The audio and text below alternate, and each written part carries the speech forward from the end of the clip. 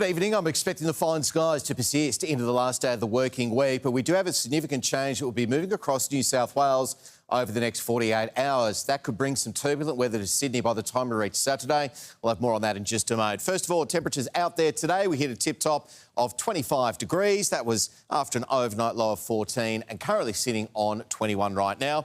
Moving into the satellite imagery, you'll notice this large cloud mass situated over South Australia, and some of that starting to spill over the border into those western areas of New South Wales. Now, of course, this is associated with our next weather system that will be sweeping across the southern states of Australia. It comes in the form of a cold front, and it will push into those western parts of New South Wales Friday morning and then continue its surge further east. Now, in ahead of it, of course, the cold front is the barrier between two different air masses, the warmer air ahead of it and the colder air in behind it. So anywhere east of the front is where you'll see some very warm temperatures over the next day or so.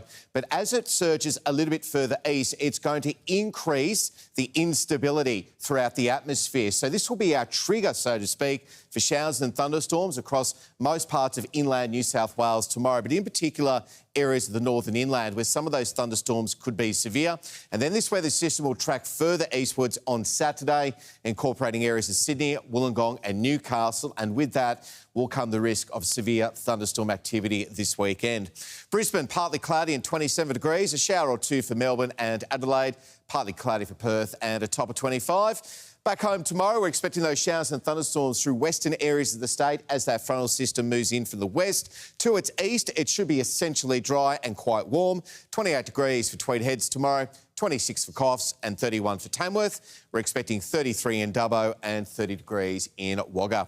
Let's now move into Sydney. We're expecting a very warm day out in the western parts of the basin, so reaching 33 degrees for Penrith, 32 for Richmond and 30 degrees in Parramatta, 31 the top for Bankstown and Campbelltown tomorrow with those partly cloudy skies. Now, if you're heading out onto the deep blue, you've got north-northeasterly winds tomorrow at around about 30 knots offshore of Sydney, and the sea's lumpy at around about 2.5 metres. 27 degrees, partly cloudy but fine and sunny tomorrow.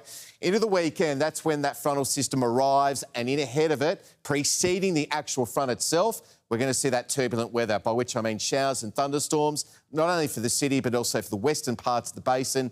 As mentioned, we could see damaging winds, large hail and heavy rain, but then the weather settles on Sunday, partly cloudy skies and a top of 23. Tonight's top stories: a Supreme Court jury has found Danny Zayat guilty of murdering his ex-partner Tatiana Dokataru in her Liverpool apartment in 2023. She had called 000 for help. A Sydney Trains worker has died after a truck he was travelling in collided with a railway bridge at Lithgow. And there are changes coming for childcare centres from today following new laws passed by the state government. Operators have 2 weeks to comply. I'm Ursula Heger. Hugh Remington and Georgie Tunney are here now with 10 News Plus.